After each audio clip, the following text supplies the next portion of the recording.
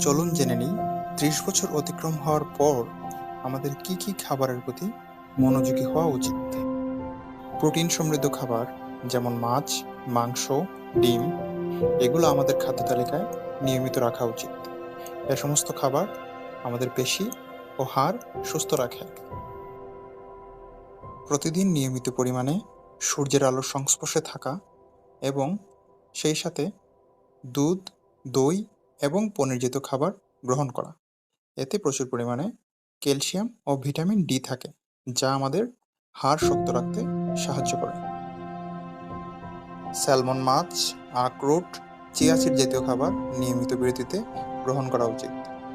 এতে বিদ্যমান omega-3 fatty acid হৃৎপিণ্ড ও মস্তিষ্কের জন্য ভালো। ফাইবার সমৃদ্ধ খাবার যেমন শাকসবজি, ফলমূল এবং বাদাম নিয়মিত পরিমাণ গ্রহণ করা উচিত। এ সমস্ত খাবার আমাদের হজম ঠিক রাখে এবং কোষ্ঠকাঠিন্য কমায়।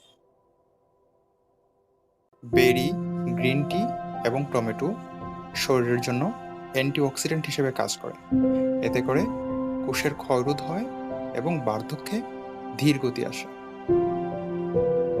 পর্যাপ্ত পরিমাণ পানি পান শরীরকে যথার্থ পরিমাণে হাইড্রেট রাখে এবং ত্বক ও অঙ্গপ্রত্যঙ্গ ভালো থাকে।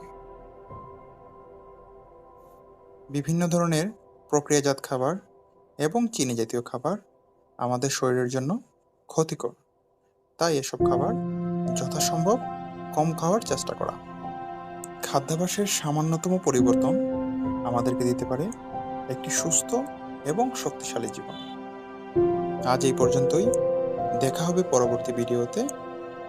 ধন্যবাদ।